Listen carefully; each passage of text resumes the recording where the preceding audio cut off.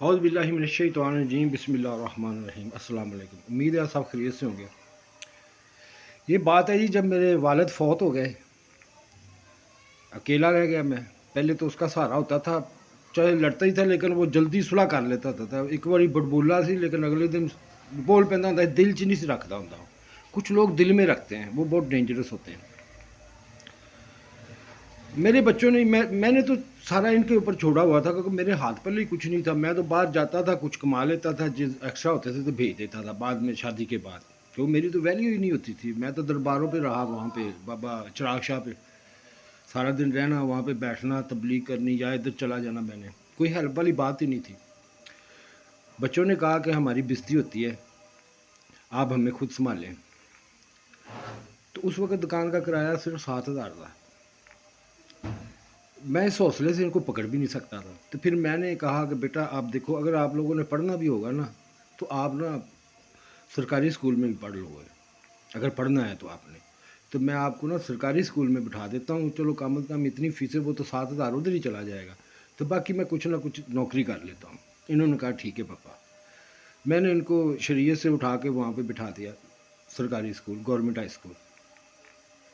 और ख़ुद मैं नौकरी लग गया हाजी भोला गौस के पास, रिकवरी का काम करने। 13,000 मेरी तनख्वाह लगी वहाँ पे। 13 और 7 कितना हो गया,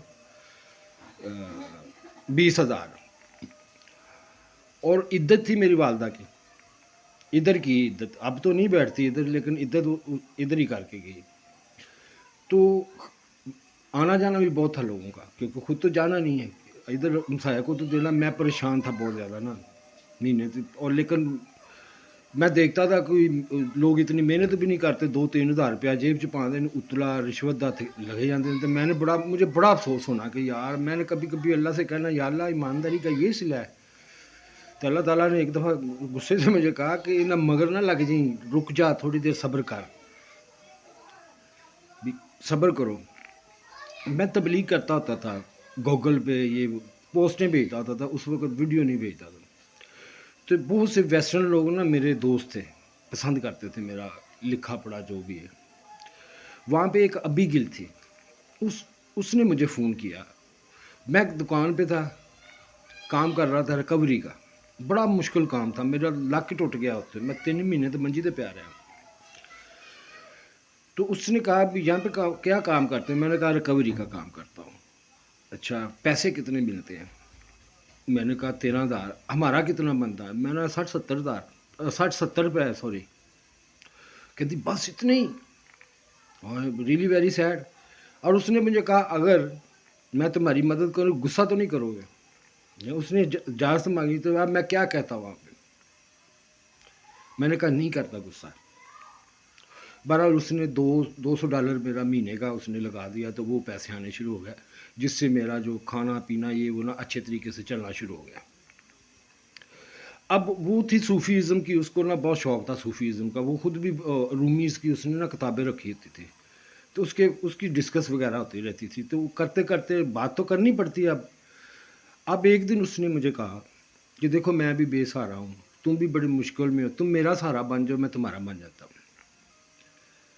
तो बच्चों को मैंने भी क्या सोचा, मैंने कहा कि यहाँ पे मेरे बच्चे सेफ नहीं है। जब मेरे साथ इतनी नफ़रत है या तफरीक का शुबा है, तो मैं अपने बच्चों को किसी ऐसी जगह पे भेज दूँ।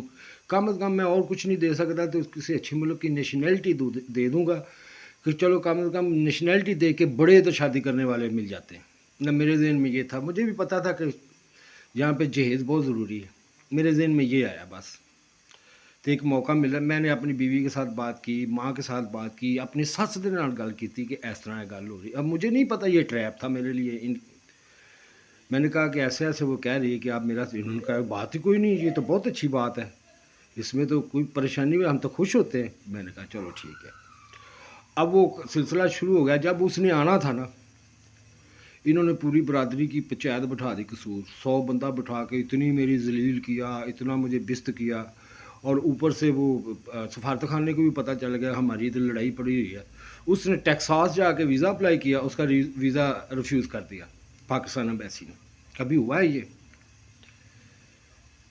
ये चाने चढ़। अब मैं इससे कहूँ कि जब اب وعدے کا ٹائم آیا تو تم صرف پیسے کھانے والی تھے. میں بڑا پٹیا, میں کہ بھی تسی میرے سر چ سیاپا مٹی پا دی تھی تو آپ تو سچی ہو گئے جی. بہرحال اس نے دوسری دفعہ پھر اپلائی کیا, پھر جا کے 6 مہینے بعد اس نے دوسری دفعہ پھر اپلائی کیا, پھر انہوں نے ریفیوز کر دیا. یہ ہوا. اتنی دیر نے پروپیگنڈا کرنا شروع ہو گیا, میری نیگیٹو چیزیں پہنچنی شروع ہوئیں کہ یہ تو ریلیٹ ہے, یہ کام نہیں کرتا. ہاں نا سچ میرے نا لک کا مورا ہل گیا, کیونکہ یہاں پہ آپ کو پتہ ہے دیہات میں موٹر سائیکل, وہ پرانی موٹر سائیکل لے کے جانا تو اور سارا دن ہی موٹر سائیکل پہ ہونا, تو میرا نا وہ لک جو ہے نا مورا ہل گیا. اب میں اٹھنے بیٹھنے بھی پریشان ہو گیا. مجھے ابھی گل نہیں کہا کہ تم جا کے نا اپنا ایکس رے کراؤ. میں قصور گیا, شفا سے میں نے ایکس رے کروایا.